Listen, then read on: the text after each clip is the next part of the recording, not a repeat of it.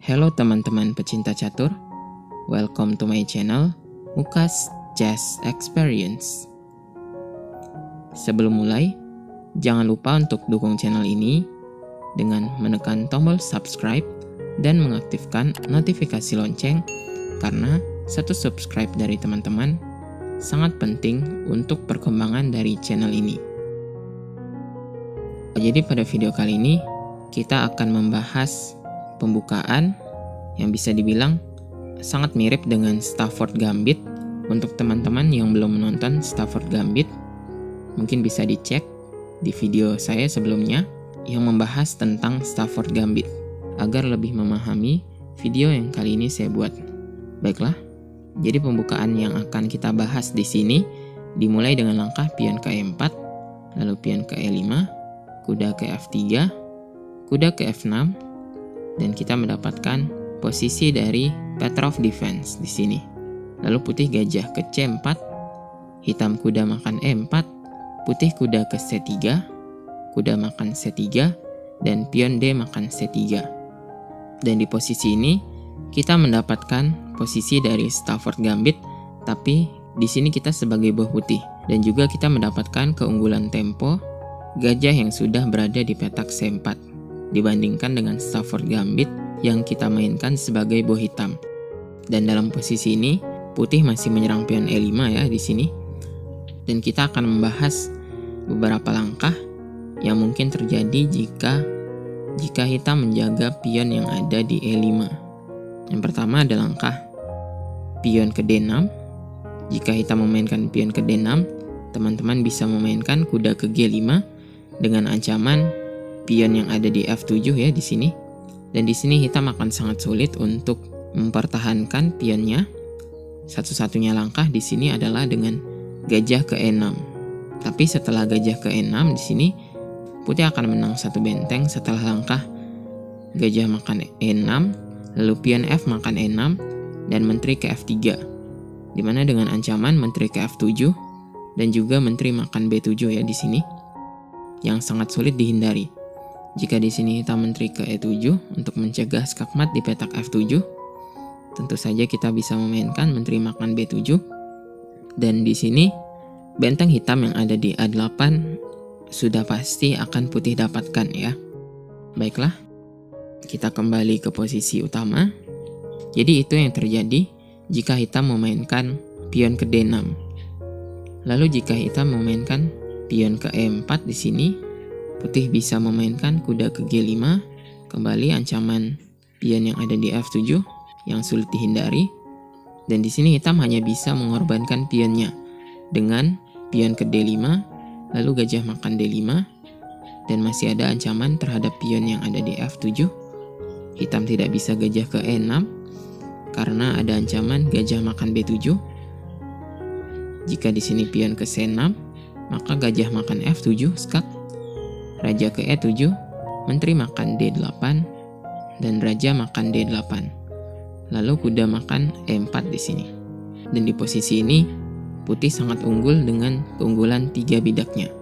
Baiklah, kita kembali ke posisi sebelumnya. Lalu di sini jika hitam memainkan kuda ke C6, masih sama langkah dari putih, yaitu kuda ke G5, dan kembali sangat sulit bagi hitam untuk menghindari serangan terhadap pion yang ada di F7. Jika pion ke D5 di sini, gajah makan D5, gajah ke E6, kuda makan E6, pion F makan E6. Di sini putih memiliki banyak cara untuk mempertahankan keunggulannya, salah satunya dengan menteri ke H5 skak, ataupun dengan cara yang lebih sederhana dengan gajah makan E6. Lalu setelah menteri makan menteri, raja makan menteri. Di posisi ini, putih sangat unggul karena memiliki sepasang gajah dan juga unggul satu pion ya di sini. Selain itu, pion hitam yang ada di E5 menjadi target sasaran dari serangan buah-buah milik putih. Salah satunya dengan meletakkan benteng ke petak E1, ataupun bisa meletakkan raja ke petak E4 untuk menyerang pion yang ada di E5. Baiklah, kita kembali ke posisi awal di sini. Jika hitam memainkan gajah ke D6 di sini untuk menjaga pion yang ada di E5, maka kembali teman-teman bisa memainkan kuda ke G5. Jika hitam melakukan rokade pendek di sini, maka menteri ke H5 dengan ancaman pion yang ada di H7 dan juga pion yang ada di F7. Dan di sini tentunya hitam harus memainkan pion ke H6 dan setelah kuda makan F7 dengan ancaman menteri yang ada di D8. Jika menteri ke F6, maka kuda makan H6 skak, raja ke H7, kuda ke F7 skak, raja ke G8, dan menteri ke H8 skak mat. Jadi untuk variasi gajah ke D6, putih akan menang dengan sangat mudah ya. Baiklah, kita kembali ke permainan. Jadi untuk di posisi ini, langkah terbaik dari hitam adalah dengan memainkan pion ke F6. Dan di sini, teman-teman bisa memainkan kuda ke H4 dengan ancaman menteri ke H5 skak. Dan hitam di sini, satu-satunya langkah yang harus dimainkan adalah pion ke G6 untuk mencegah menteri ke H5, lalu teman-teman mainkan pion ke F4.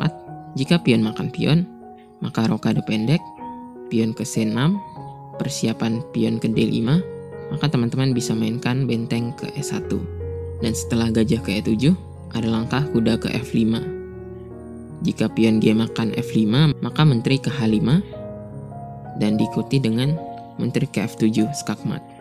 Dan di sini jika menteri ke B6 skak, raja ke H1, menteri ke C5, teman-teman tidak perlu terburu-buru memakan gajah yang ada di E7, tapi mainkan menteri ke E2 di sini. Dan jika pion ke D5 di sini, maka pion ke B4. Dan di sini hitam akan kehilangan menterinya, dan juga di langkah selanjutnya sangat sulit bagi hitam untuk menghindari skak mat di petak E7. Baiklah, kita kembali ke posisi setelah pion ke F4. Jadi langkah terbaik dari hitam di sini adalah dengan memainkan menteri ke E7. Lalu teman-teman bisa memainkan pion ke F5 di sini, dan setelah menteri ke G7, lalu pion F makan G6, pion F makan G6, menteri ke G5 dengan ancaman pion yang ada di G6, dan setelah raja ke D8, teman-teman di sini tidak bisa memakan pion yang ada di G6 ya. Karena jika menteri makan pion, maka benteng makan kuda. Dan jika kuda makan G6, maka ada ancaman pion ke D5. Baiklah, jadi di sini langkah terbaik dari putih adalah dengan memainkan menteri ke G3, menghindari ancaman gajah yang ada di C8. Dan juga di sini tetap mempertahankan tekanan terhadap pion yang ada di G6.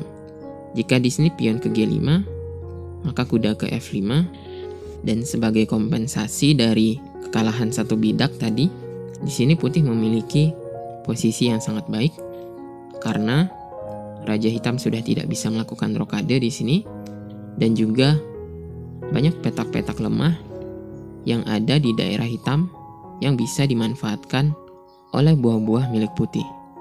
Jadi posisi ini masih bisa dimainkan ya untuk putih. Walaupun secara analisa komputer di sini memang hitam masih sedikit lebih unggul. Baiklah teman-teman, itulah pembahasan singkat dari pembukaan Baden-Kierecki Gambit. Semoga teman-teman bisa menerapkannya di permainan yang sebenarnya.